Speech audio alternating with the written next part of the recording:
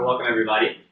So today's speaker is Jim Crismale. He's one of our transplant pathologists, and Jim, we tasked Jim to give us a talk the last couple of years on trying to understand the cryptic UNOS and sort of the history behind it, a little bit of ethics as well. So, Jim, thanks. Thanks, Gene.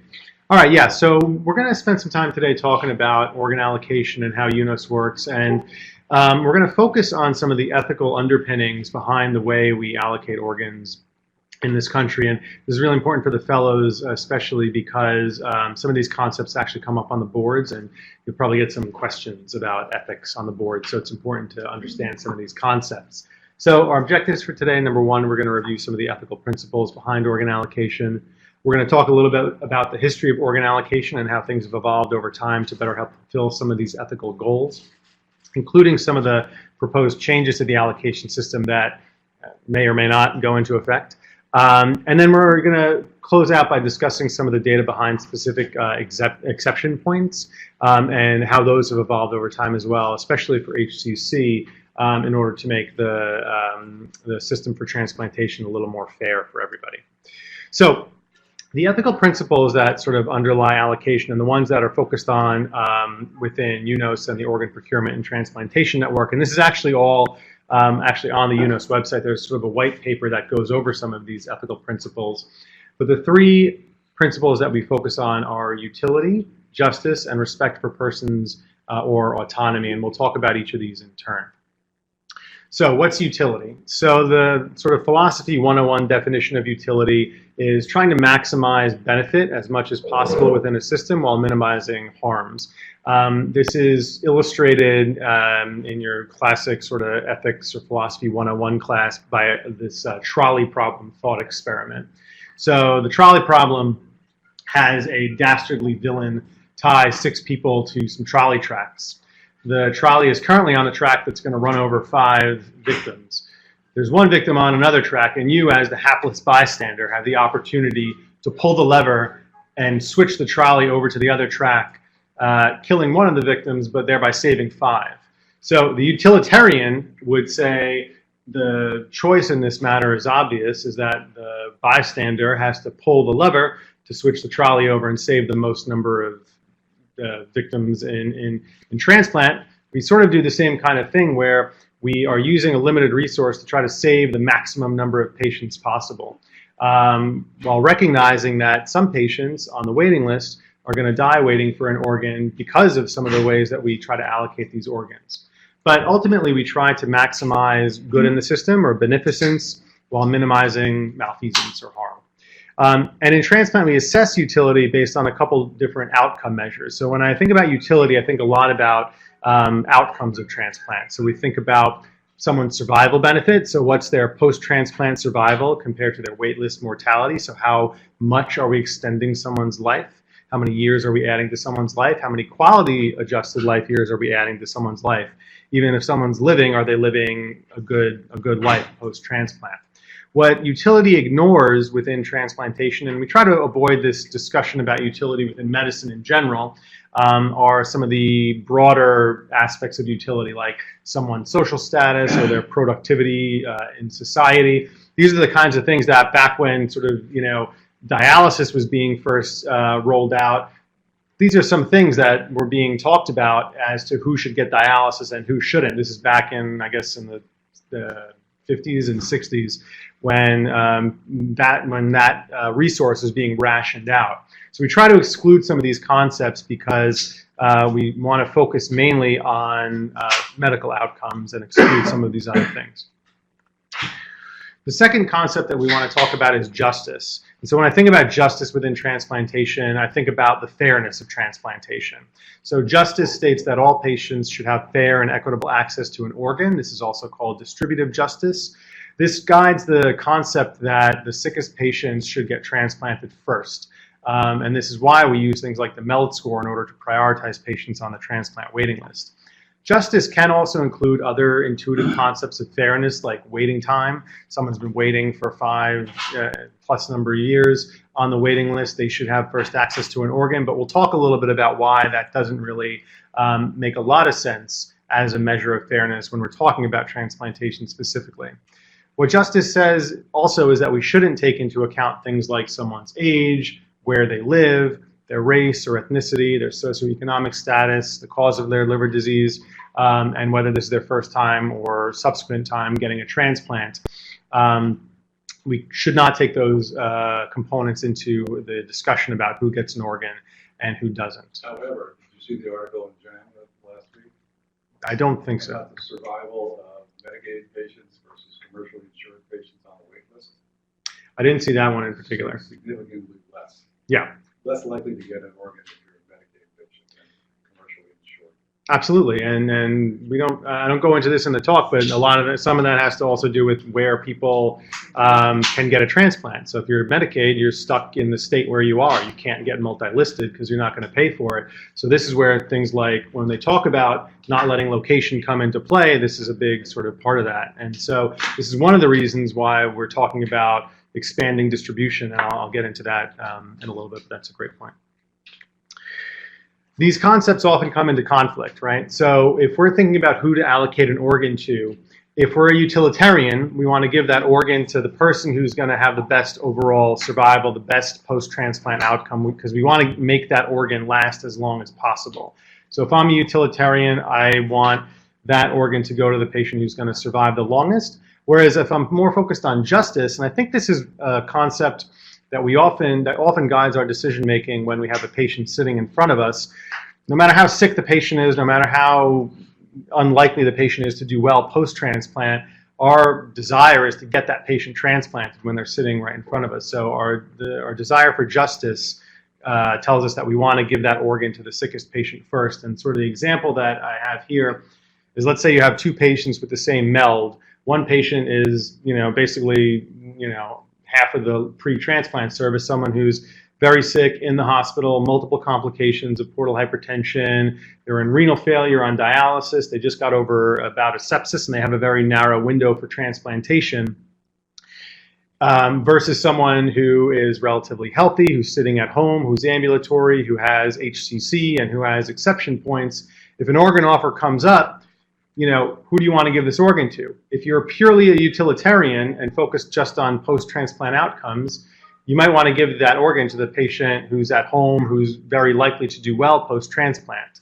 But if you're driven more by a sense of justice, you want to give that organ to the patient who has this very narrow window, even though they may have more complications post-transplant, they may die post-transplant, it may mess with our post-transplant outcome numbers, but if you're driven by a sense of justice, you may want to give that organ to that patient that's sitting in front of you. So these two concepts often come into conflict, and the way we allocate organs tries to balance these two concepts. The final ethical concept that sort of underpins organ allocation and transplantation is respect for persons or autonomy. This is pretty straightforward and self-explanatory, but this is basically the concept that patients who are undergoing evaluation for transplant and who are on the transplant list have to have informed consent, they have to know what they're getting themselves into, and they have the right to make decisions about whether they go through transplant or not. So on the recipient side, patients have the right to refuse an organ, for example, as many times as they want without any kind of penalty. So they can be active on the waiting list, they can get organ offers, they can refuse as many times as they want, and we're not allowed to boot them off the waiting list. We also need to consent patients for the use of certain donors. So now we're seeing this a lot with hepatitis C positive donors. We need to make sure patients are consented for the use of these organs. And we have to be transparent about our processes and the rules surrounding allocation with our patients so that they know all of their options. We consent patients always for things like multi-listing, if that's a possibility, getting listed in multiple different UNOS regions, for living donor transplantation, etc. This concept of respect for persons or autonomy really comes into play when we're talking about living donor transplantation, because here's a situation where we want sort of free exchange of organs among individuals, but we have to make sure that this is free of coercion so that these people are making decisions based really only on a desire in their hearts to help their friend or family member get through transplant. And this is one of the reasons why it's illegal to pay for a transplant. It's illegal to pay someone for an organ. There can't be any quid pro quo involved. This is also why we have separate living donor teams, so that the interests of the recipient physician doesn't outweigh the interests of the donor, and that there's no sort of bias or coercion on our part. And this also allows for allocation by directed donation, where if someone knows that they're gonna die and want to donate their organ to someone after death, they're allowed to do that, if there's someone that's in need. Like I said, this really comes into play in living donor transplantation. I think this is a nice way to illustrate this concept, because when we're discussing someone going through a partial hepatectomy as part of the donation process, that person doesn't get any material benefit out of donating, right? That person only really stands potentially to suffer material and physical harm from getting a hepatectomy. They don't stand to benefit other than they're benefiting themselves emotionally. They're benefiting from a moral standpoint by helping their friend or family member. So this really has to come into play here. This is a nice diagram from a position paper by Dr. Miller, who was here and is now at Cleveland Clinic, talking about this sort of tripartite ethical equipoise that's involved in discussions around living donor transplantation. And what we're balancing is donor safety, the recipient outcomes, and the need for transplantation. So one of the cases that he illustrates is the situation in Asia, for example, where there's not a lot of deceased donor transplantation, and they're very dependent upon living donor transplantation. So there's a significant need for transplant. So with this, they can maybe sacrifice a little bit safety of the donor. They can be a little bit more aggressive in terms of the size of the graft that they take. And they may have to sacrifice recipient outcomes in patients maybe that are, we would consider a little bit too sick to get a living donor transplant. They may have to be a little bit more aggressive there. And as long as sort of the, relative area of this triangle is kept intact, then equipoise is achieved. We may be seeing a similar situation among our HCC patients now, where there's a huge bottleneck of patients listed at a sort of static exception point status, which I'll talk about in a little bit.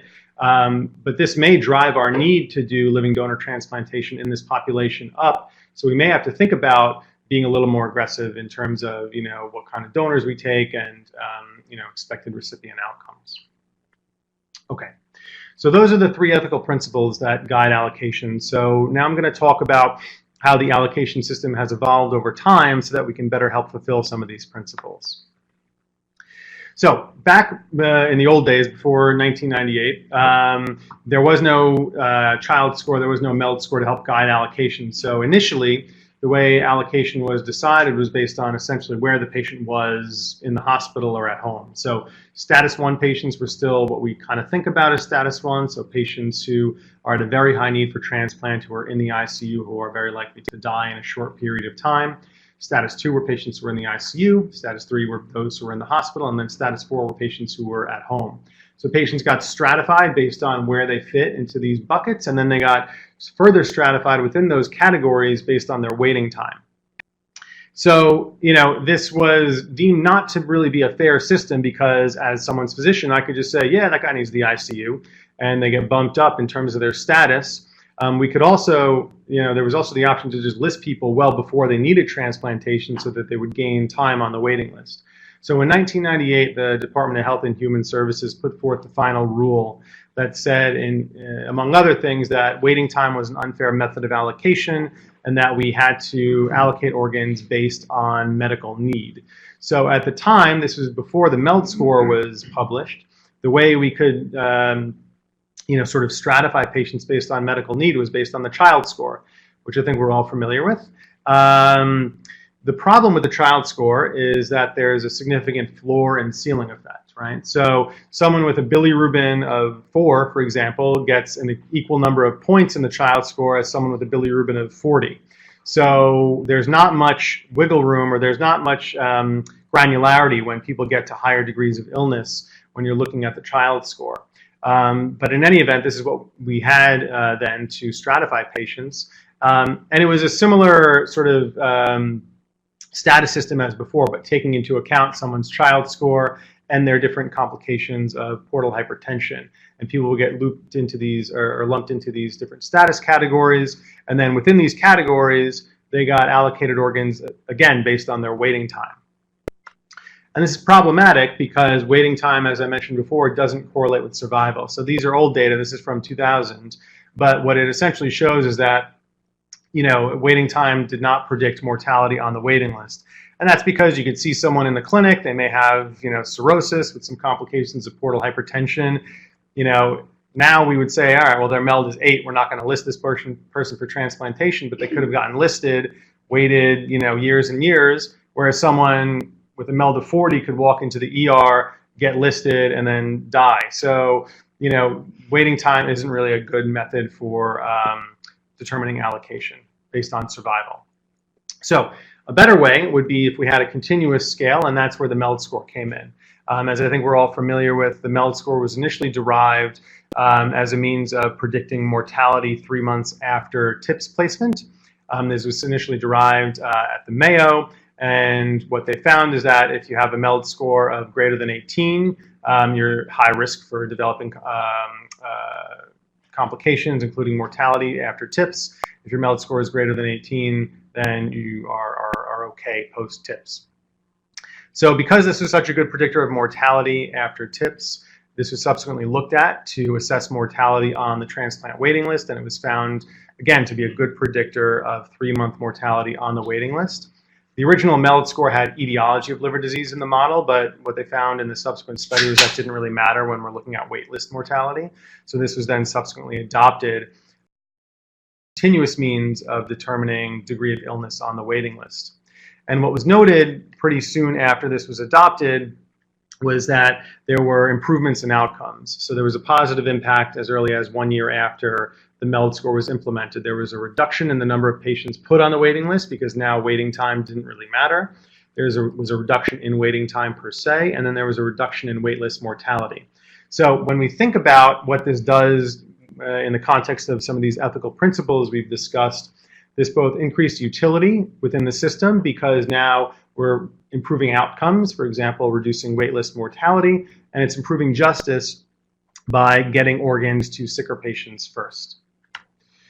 The problem with Meld Score, as we all know, is that it doesn't really accurately capture complications of portal hypertension. It's more a reflection of someone's synthetic function. So we need sort of a surrogate marker to try to capture some of these complications, because one of the criticisms of using something like the child score as a means of stratifying degrees of illness is that these can be reported in a very subjective manner. So the degree of someone's ascites or encephalopathy can be reported in sort of a subjective manner. So how can we do this in a more objective way? Well, serum sodium is a relative surrogate marker of degree of portal hypertension in patients with end-stage liver disease. And that's because as portal hypertension gets worse, you get an increase in release of vasoactive factors that lead to a reduced effective circulating volume, which leads to activation of the renin-angiotensin-aldosterone system and the non-osmotic release of vasopressin. So when you have a lot of vasopressin around, your kidneys suck up more water, and these patients become hyponatremic. And that does correlate with the degree of portal hypertension. In multiple studies, this also correlates with the complications of portal hypertension, like the development of refractory ascites, hepatorenal syndrome, SBP, and encephalopathy. Also important to note that hyponatremia is associated with increased mortality, and this is something that was shown also in a landmark study by Ray Kim and colleagues. This is now over 10 years old, looking at the influence of serum sodium in terms of waitlist mortality. And what they found is that for every 1 point decrease in sodium between a serum sodium of 125 and 140, there was a 5% increase in death. So they use these data to essentially model an early version of the Meld sodium score. And when they use this against waitlist data, they found that 7% of patients who would have died on the waiting list, who had died on the waiting list, would have been assigned higher scores and may actually have been transplanted. So with the idea here being that incorporating serum sodium into the Meld score would increase justice within the system by transplanting sicker patients first. We also have to consider the fact that there were some data, which I'm not showing here, but there were some data early on that suggested that patients who were hyponatremic at the time of transplant had more complications post-transplant, including renal complications, infectious complications, and neurologic complications. But this larger study, this is a multi-center study that looked at post-transplant outcomes in patients at different sodium strata, showed essentially equal 90-day post-transplant survival among different strata of serum sodium. What was significant was that 10 patients did develop central pontine myelinolysis related to rapid changes in serum sodium around the time of transplant. And 8 of these cases were seen in patients who had severe hyponatremia. So that's one of the reasons, for example, when we have patients in the hospital who are on the waiting list who have severe hyponatremia, we really want to try to get their serum sodium above 125 in a safe manner, of course, before they go to transplant because of the risk of developing central pontine myelinolysis. So the modeling data suggested that the adoption of Meld sodium would increase justice in the system by transplanting sicker patients first, without sacrificing utility and possibly improving utility in terms of waitlist outcomes. And this was officially implemented in January of 2016. And now that a couple years have gone by, we actually have some data on this. So this was published in Gastro last year. And this looked at 18,000 patients in the Meld era compared to 14,000 patients in the Meld sodium era. And the punchline for this study is that 90-day waitlist mortality was reduced in the Meld sodium era. And 90-day transplant probability was increased in the Meld sodium era, again, because we're sort of transplanting some of these sicker patients before they have the opportunity to die on the waiting list. Also, 1-year post-transplant survival in terms of graft survival was no different pre and post-Meld sodium. So this suggests that the Meld sodium was successful in increasing justice within the system by getting more patients to transplant sooner without sacrificing utility. Okay, so we're going to shift gears now and talk a little bit about how distribution has changed. If you recall from, I think, Dr. Kim's lecture, she talked about the difference between allocation and distribution, but I'll just review here. So allocation is the system by which we order patients on the waiting list. So these are the things that I just talked about: child score, Meld sodium. Distribution is where these organs actually go. So still, this is how it looks, right? For about a week in May, this all went away, which I'll talk about in a minute. But currently, distribution is still based on the patient's local distribution service area, their regional sort of distribution, and then national distribution. And I'll talk a little bit about how organs are distributed within these different units as we go on. Okay, so early in the use of the Meld score for allocation, it was noted that patients who were transplanted at very low melds actually had worse post-transplant outcomes. So this is a study that looked at the survival benefit of transplantation for patients at different Meld categories. What they found is that patients who had a Meld score of less than 15 who got transplanted had worse mortality, actually, compared to patients with similar Meld scores who remained on the waiting list. And that's because they developed complications that lots of patients who get transplants get. They get infections, they have other complications. So as a matter of policy, this Share 15 policy was adopted after these data came out that basically said that everyone who has a Meld score of greater than 15 throughout the nation has to get an offer for a transplant before you can offer an organ to anyone with a Meld score of 15 or less. So this was adopted pretty shortly after, around 2005, 2006, after these data came out, in order to get organs to sicker patients and prevent transplantation of quote-unquote healthier patients. Take a little sort of aside here. These are data from that previous study I showed you comparing the Meld era and the Meld sodium era. This similarly looks at transplant benefit at different Meld strata. What's interesting here is that when you compare the threshold for transplant benefit in the Meld era and the Meld sodium era, the transplant benefit threshold shifts. So in the Meld sodium era, you don't start to actually see consistent transplant benefit until you get to a Meld of 21. And that probably just has to do with the fact that the additional component of sodium in the score is sort of inflating the score. But this is interesting because we traditionally think of our sort of threshold for listing patients as 15. If we're looking at the Meld sodium score, we may want to sort of keep that in mind. Okay, so An additional modification to distribution that was put forth, this was in 2013, was something called Share 35. So Share 35 basically tries to get more organs to patients who are very sick with a MELD score of at least 35.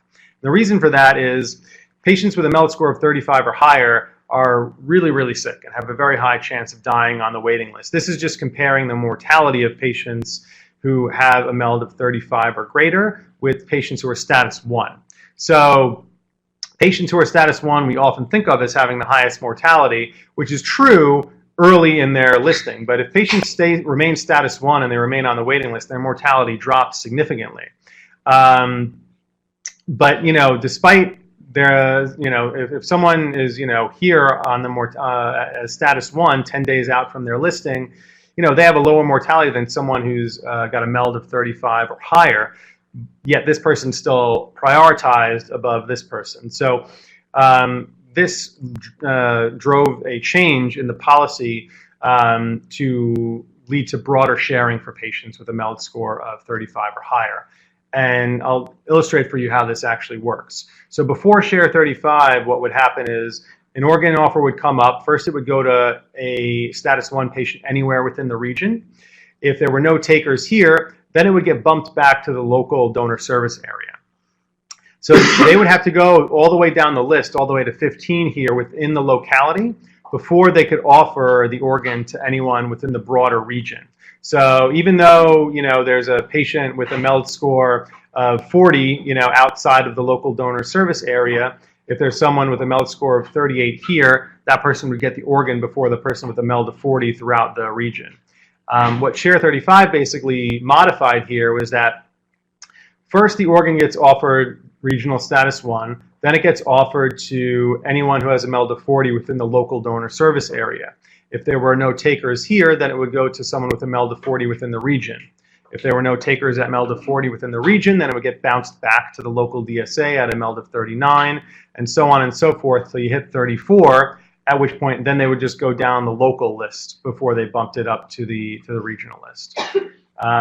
So this allowed more patients, or at least in theory, it would allow more patients who were sicker better access to organs. And this was actually found to be true, in the subsequent years that followed implementation of this policy. So this was implemented in 2013. Subsequent data showed that implementation of this policy led to a significant increase in the likelihood of transplant and a decrease in the likelihood of death among patients on the waiting list with a MELD of at least 35, without a change in the rate of death or transplant for patients with a MELD of less than 35. So an increase in justice for the patients who are very sick, without any sacrifice in justice for the patients who had MELDs of less than 35. In addition, this policy actually also improved utility of transplant for patients with very high MELDs. So these are data that were published last year looking at outcomes among patients with, it's a little bit smaller, but this is 1-year patient survival for patients with a MELD of at least 35. This is 1-year graft survival. This is 1-year patient survival with patients for patients with a MELD of less than 35, and graft survival for the same thing. So what you can see here in the dotted line, this is after Share 35, and the solid lines before Share 35. So post-transplant survival for these patients who were very sick at the time of transplant was actually better after the adoption of broader regional sharing. And so why is that? So one of the things that the authors hypothesize is that if you look at the types of organs these patients were getting, the donor risk index, these very sick patients were actually getting healthier organs because they're getting now first dibs on some of these organs throughout the region. So the transplant centers were able to be a little bit more selective in the kinds of organs they were taking. They weren't just sort of getting the runoff from after local sharing was complete. So these patients were getting healthier organs. And what's really important here is that the less sick patients, the patients with a MELD of less than 35, didn't have any compromise, even though they're getting slightly less healthy organs. They didn't have any significant compromise in their post-transplant outcomes. So an improvement in utility, I would say, for patients who were very sick at the time of transplant without any sacrifice in utility for patients who had MELDs of less than 35 at the time of transplant. Despite some of these changes, I think as we're all familiar with, there are still a lot of disparities among transplantation. in terms of median MELD at transplant in different regions. So as an example, in our donor service area, the median MELD at transplant is 34. If you look at somewhere like South Carolina, the median MELD at transplant is in the 20s, right? So there's some inherent unfairness, and this goes against, again, our concept of justice within transplantation. So as a way to, what happened? Uh-oh. That's connecting the. Is it coming back? There it goes. All right. Okay. It's a little fuzzy. We're okay. As a way to sort of. Whole thing is a little fuzzy. Subject is a little fuzzy. It's here. It's probably here. It's one of these. I think it's, yeah, I think it was this. Is it there? Yeah, you stepped on it. Oh, thanks. I think you're good now. Good. All right, cool. All right, so as a way to sort of equilibrate the MELD at transplant throughout the different regions and the donor service areas, there have been multiple proposals over the years as to how to change this. And the one that was supposed to be adopted in May, or actually was adopted for about a week and then subsequently reverted back to the old system due to an ongoing legal battle, is this Acuity circles model, which was that? Yeah, probably, yeah. I think it was out somewhere in Alabama, so I don't know who's. Yeah. I think Dr. Kim spoke about this a little bit during her talk, but just to review, the way this would work is it would service areas and the regions, and would really just be based on distance from the donor hospital. So when a donor dies at a specific hospital, that organ would first get offered to anyone who's status 1 within a 500 nautical mile radius. If there were no takers who were status 1 within that radius, then it would start to get offered down these different MELD strata. So for MELDs between 40 and 37, it would first get offered within 150 nautical miles, then 250, then 500. If there were no takers at each of those different categories, then it would go down to MELD of 36, 35, etc., within each of these different circles. And this, I think, makes a lot of intuitive sense, right? I mean, if we're worried about things like cold ischemia time and traveling distance, and also transplanting the sickest patients first, while also keeping the organs within a relatively localized area, so that people are donating to people within their own relative geographic regions, this makes a lot of sense.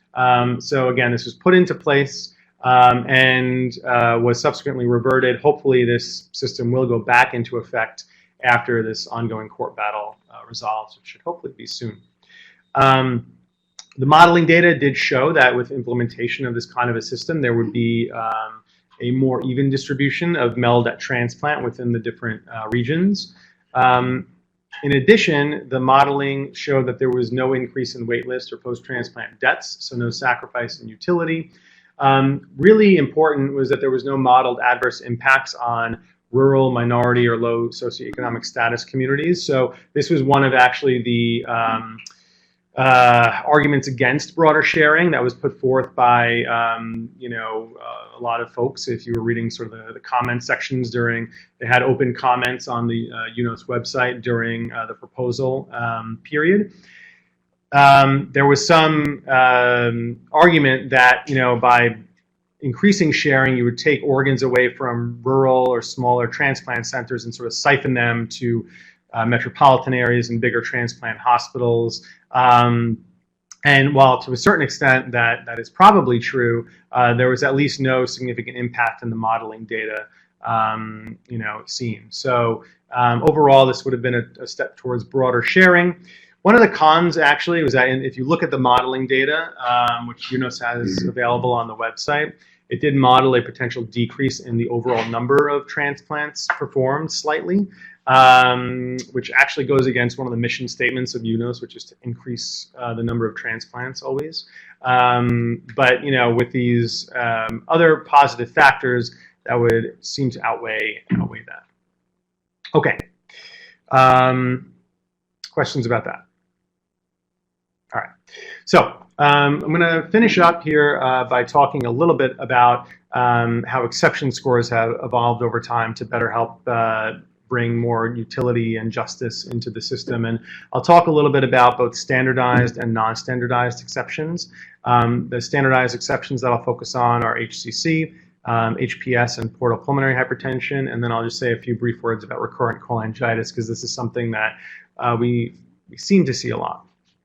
Okay, just a brief aside, really more for the fellows than anyone. Status 1 is a kind of exception. It's reserved for patients with the highest waitlist mortality. We normally list patients as status 1 who are in acute liver failure. I think Jean had mentioned this at one point before, but it's important to remember that our sort of medical definition for acute liver failure doesn't necessarily overlap with what UNOS wants for someone who's listed as status 1. So in addition to having sort of medically defined acute liver failure, patients also have to either be on a ventilator, they have to be on either a ventilator, renal replacement therapy, or they have to have an INR of at least 2. So our medical definition for acute liver failure says someone's INR has to be 1.5. For UNOS, it's greater than 2. There are a number of other indications which you do need to know about, specifically primary non-function and hepatic artery thrombosis. These are questions I got on the boards about when you can list someone as status 1 with each of these conditions.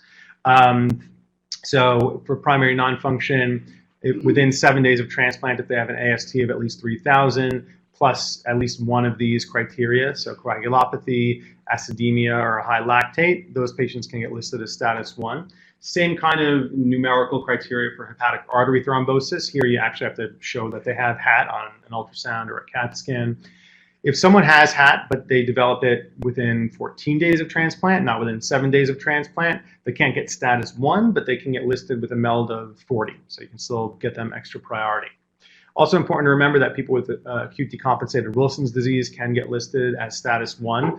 The definition of acute decompensated Wilson's disease is sort of up to you. So these patients can also get listed if they have, GI bleeding, ascites, encephalopathy, etc. Important also for the fellows, again, to remember that patients who are status 1, if they haven't gotten transplanted within a week, the status needs to get recertified every 7 days.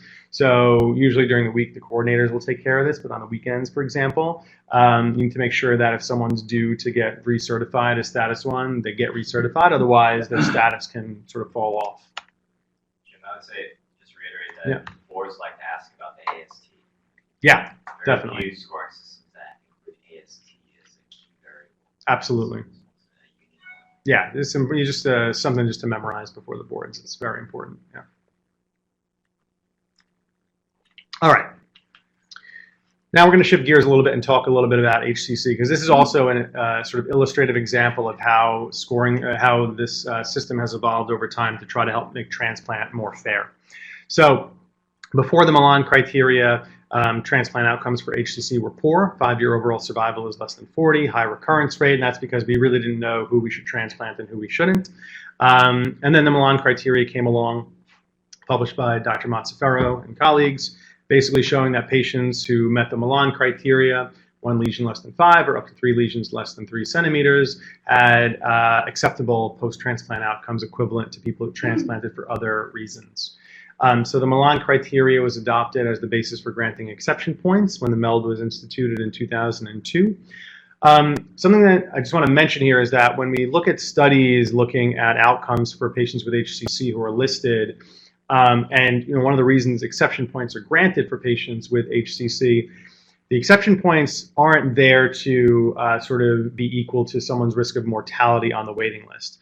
The exception points are supposed to be equal to their risk of dropout from the waiting list, because once they drop out or expand beyond Millan, in theory, these patients can't get transplanted, and their mortality is just reflected by their BCLC stage.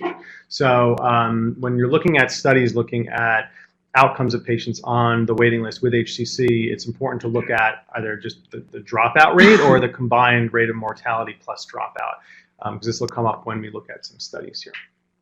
Okay, so HCC exception points have evolved a lot over time, and I'll show you some data as to why this has happened. So back in the early days, people with HCC got assigned 29 points right away, and a lot of these patients just got transplanted straight away. So pretty early on, it was recognized that these patients were being prioritized over patients with end-stage liver disease and complications of portal hypertension. So this number of points at wait list entry was gradually decreased over time. And then in 2015, a policy came into effect whereby the number of points that were assigned were delayed. So patients would get listed at their lab meld. Then at 3 months, they would get recertified at their lab meld. And not until 6 months would they get exception points. And they would get 28 exception points. And then the way this finally worked out, there were a couple different iterations of this, but the way this finally worked out was that they would go up by essentially 2 points every 3 months, and then would get capped at 34. The reason behind capping patients at 34 was so that they couldn't enter into regional sharing under Share 35 and still allow for those very sick patients with end-stage liver disease to get prioritized. Now this has all gone away, and now we're left with the median MELD in our DSA -3, which I'll talk about a little more.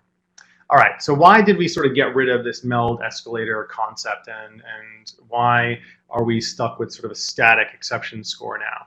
Well, the data showed, and these are data from 2012, that if you look at patients with HCC at different MELD strata and compare them to patients without HCC at similar MELD strata, patients without HCC have a much higher risk of waitlist dropout or death than patients with HCC. And if you look over time, right, the risk of waitlist dropout or death at these different MELD strata for HCC patients, it's constant. It's pretty static. So these patients aren't going to necessarily drop out, no matter what sort of their, well, I mean, they are at risk of dropout, of course, but not to the extent at which patients with similar natural MELDs are. So this led to the concept that, well, maybe we shouldn't just automatically increase patients' MELD exception points over time because it's not really commensurate with their risk of dropout over time. And it's leading to these patients getting over-prioritized compared to patients without HCC. What about this whole delay idea? Why are we delaying granting patients exception points? Well, this is from sort of a landmark study where they looked at outcomes for patients with HCC in different regions. So they grouped them into long waiting time regions, which was our region, Region 9, and California, Region 5, where the waiting time is 7.6 months, compared with short waiting time regions, Regions 3 and 10, where the waiting time for transplant was 1.6 months. What they noticed here is that there was a high risk of death on the waiting list in long waiting time regions, but if you look at overall survival, patients in long waiting time regions did better. And why is that? Because if you're in a long waiting time region, and if you have aggressive HCC, you're gonna drop out of the waiting list before you go through transplant. So your overall survival in the long waiting time regions is better because the people who are going to recur aggressively post-transplant and die because of their recurrence post-transplant are dropping out before they get transplanted.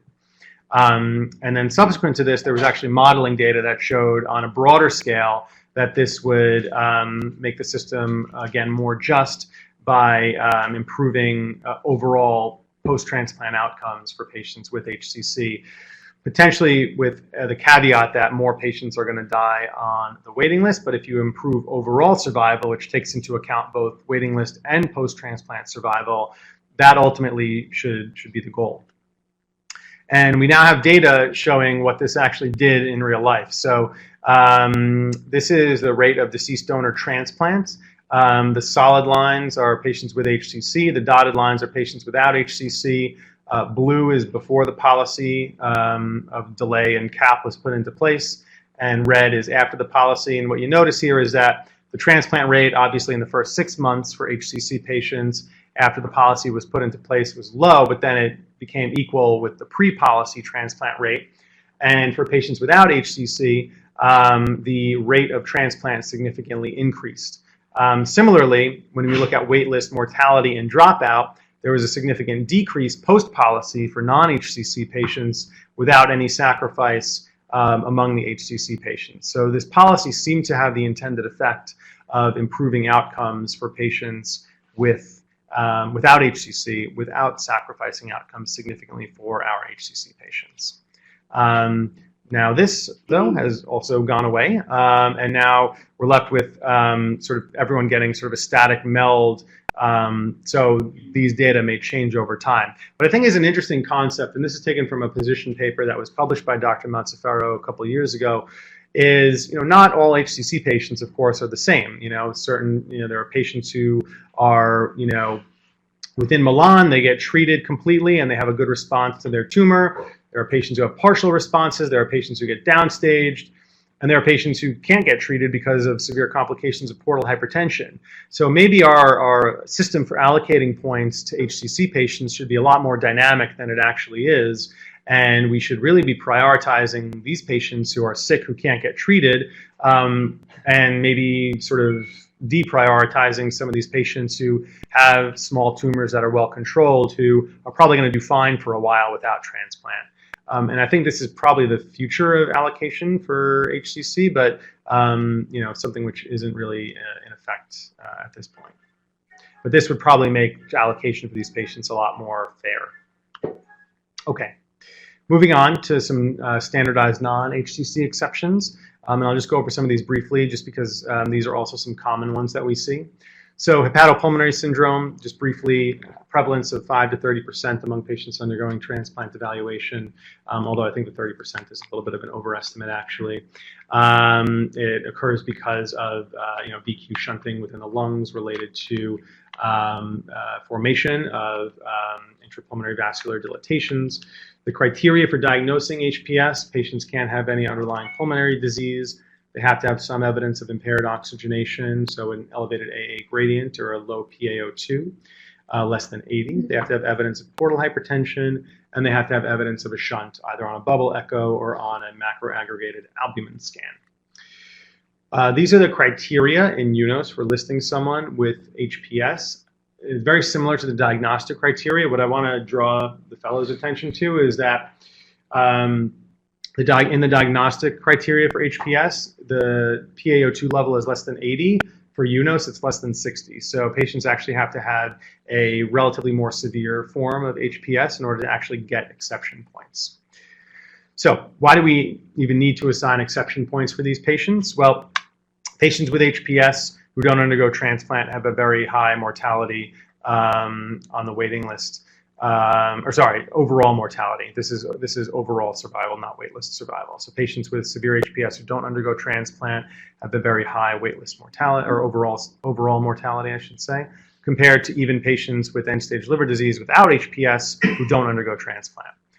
Whereas patients who undergo transplant have a similar overall survival compared to controls.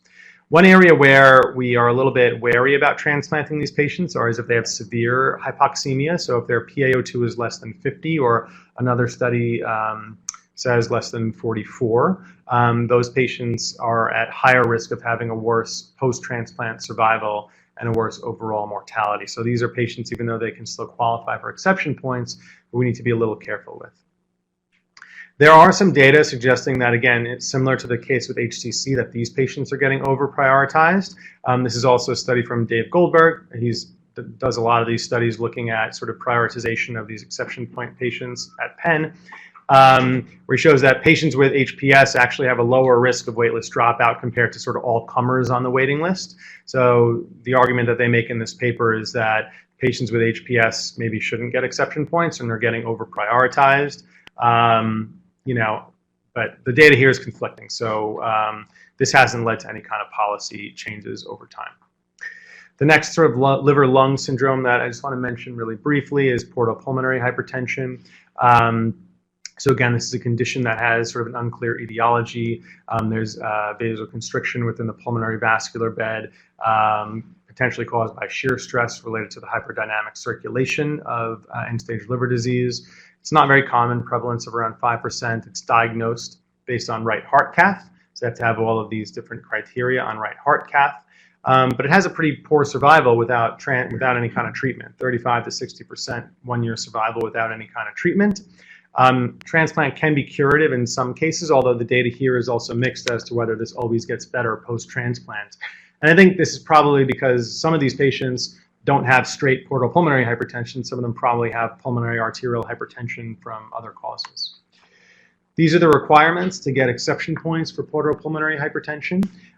So they have to have a right heart cath. And what's really important here is that they have to have documented response to treatment. So even if they have portal pulmonary hypertension, they still need to get treated first and you need to show a response to treatment before they can actually get their points. Outcomes of patients with portal pulmonary hypertension, like I mentioned, are somewhat mixed. So patients actually, this is another Goldberg paper, patients with portal pulmonary hypertension on the waiting list are actually less likely to be transplanted and more likely to die or be removed for being too sick. So these patients actually do deserve points. You know, in this study, they found no significant difference in terms of post-transplant mortality among patients who were transplanted with HPS.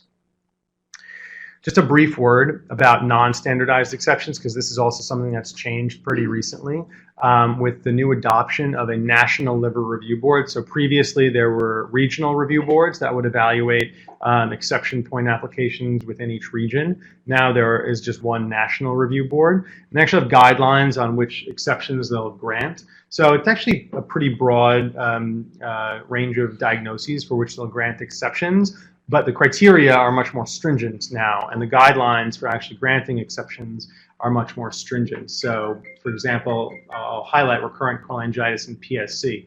Important to know, you know, we used to send in appeals for patients with like refractory ascites after failed TIPS or GI bleeding after a failed TIPS. These are things that are not going to get exception points granted by the National Review Board, most likely. At least, and so this is all based on this guidance document, which you can find here on the UNOS website. Okay, just a word about recurrent cholangitis, because we have a lot of these patients here. So we feel that these patients need to get exception points, oftentimes because they do have an increased risk of waitlist dropout related to the development of recurrent or refractory multi-drug resistant infections, including complications of those infections like endocarditis, osteomyelitis, etc. The problem here is that the data doesn't really suggest that. So even though sort of subjectively and anecdotally, I think we've seen patients who have bad recurrent cholangitis in the setting of PSC, when you look at sort of the data, now this wasn't a UNOS study, this was based at Penn and UC Denver, but when they looked at their patients with cholangitis, with PSC and cholangitis compared to patients with PSC without cholangitis, there was no significant difference in terms of their overall mortality on the waiting list. So the argument here is that these patients actually don't need to get exception points. And this has been reflected actually in the criteria for granting exception points for patients with PSC. So it's very stringent. If you want to try to get exception points for these patients, they have to have been admitted to the ICU 2 or more times over a 3-month period, requiring vasopressors. And they have to have cirrhosis, and they also have to have a biliary stricture that can't be treated by a PTC or an ERCP, and or have to have some multi-drug resistant infection. So it's very difficult actually to get exception points for these patients now based on these criteria. And even when you get exception points, now with the new adoption of the National Liver Review Board and the adoption of median MELD at transplant -3, all of these exception points get the same, or all of these exceptions get the same number of points, and it's all based on median MELD at transplant. Now, currently within the donor service area, it was supposed to be within the 250 nautical mile radius from the transplant center based on the new rules, but for right now it's within the donor service area. So there's no MELD escalator for any of these diagnoses anymore. So, you know, there's some arguments to be made against that. Maybe for HCC that makes sense, but maybe for other things like HPS or portal pulmonary hypertension, and maybe their mortality does increase over time, and so that's something that I think hasn't yet been reflected in these policy changes. All right, so I'll wrap it up just by saying, you know, that we talked about the different systems of allocation and distribution and how these things have evolved over time to better help fulfill some of our ethical goals of transplantation. Similarly, the rules regarding exception points have also evolved over time. And hopefully in the future, we'll sort of refine some of these systems so that we can make transplant fair for as many people as possible. That's it.